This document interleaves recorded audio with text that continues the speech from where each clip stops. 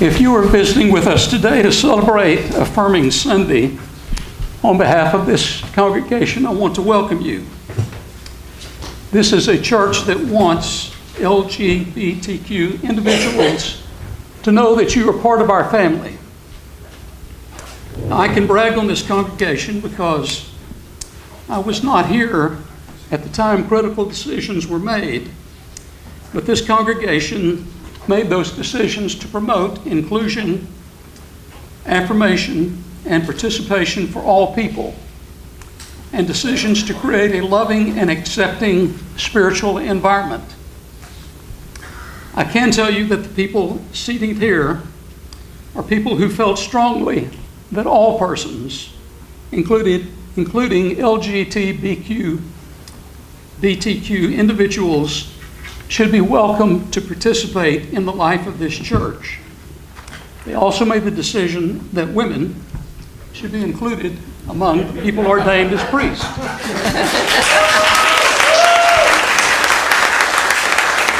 Good decision. But there was a price to be paid for those decisions. And this congregation paid that price, which is the reason we're conducting these services in this theater instead of the church building the congregation once had. As a church family, we come together with a conviction that we follow Christ more closely when we open our hearts and minds to include all God's children of all races and genders and sexual orientations.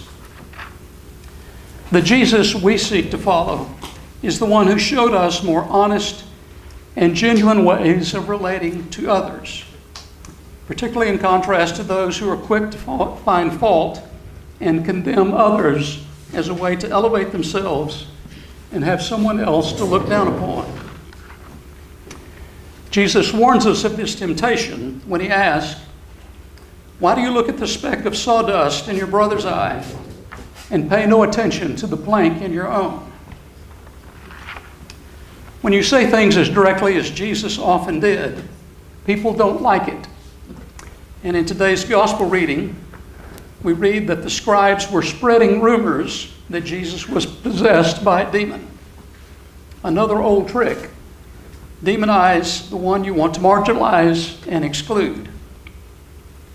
Even Jesus' own family is concerned for him and go to retrieve him.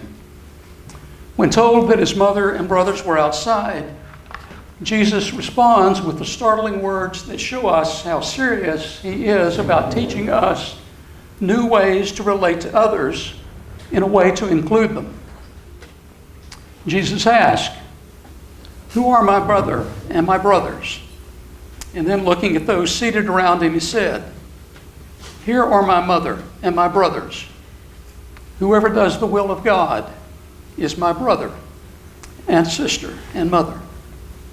And Jesus says this not to reject his earthly family, but to break down the barriers that prevent us from being able to relate to others outside our own family, race, or sexual orientation. Jesus wants us to include all as part of our family. And as we follow the trajectory of Jesus' life and teachings, we see a recurring theme, a pattern of inclusion. The direction in which Jesus leads us is shown in a powerful way in the Gospel of Matthew, when he tells us the story of Jesus at dinner, sharing table with tax collectors and sinners.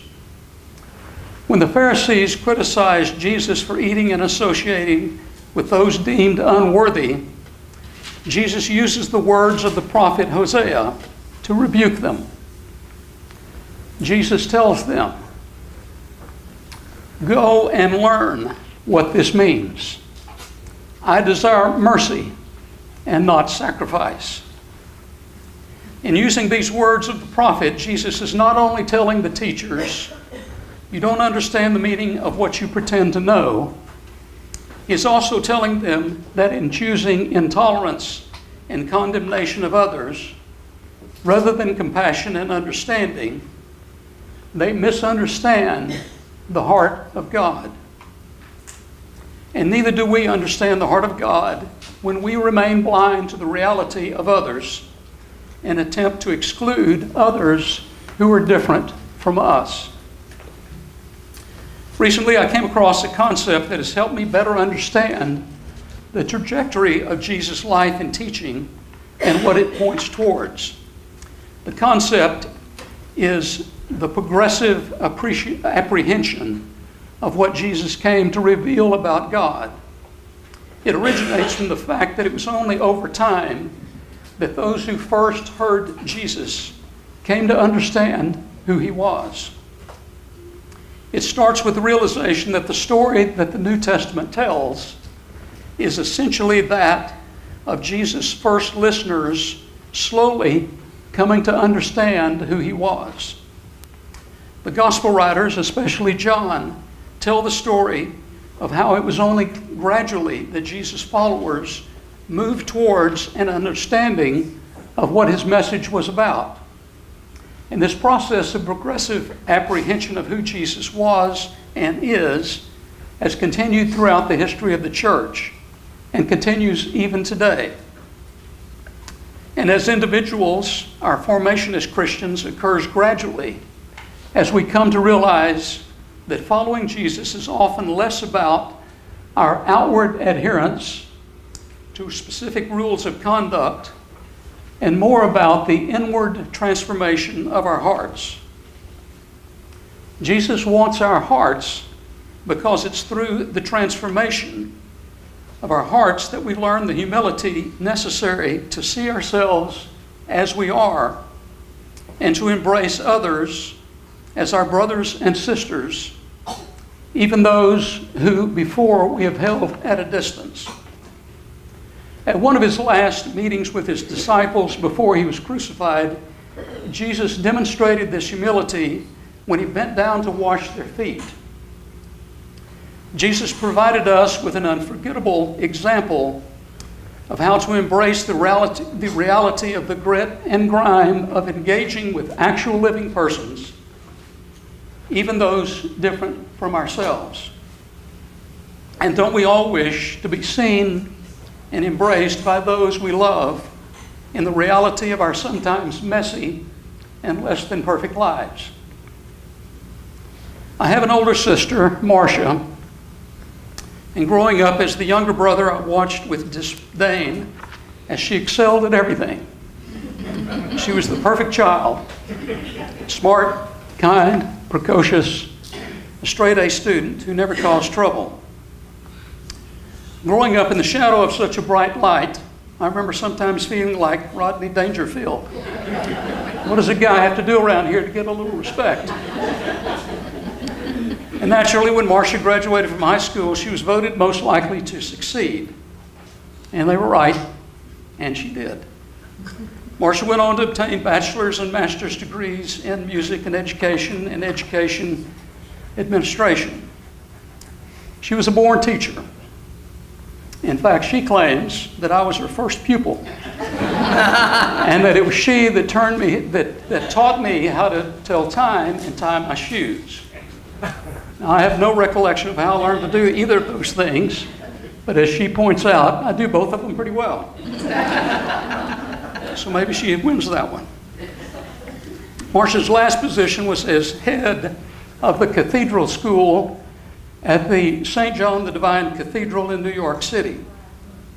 While she was there, she was elected president of the New York Guild of Independent Schools and was recognized by the National Association of Independent Schools for outstanding leadership in diversity. Her accomplishments were such that upon her retirement, the school created and named a garden in honor of her service on the cathedral grounds.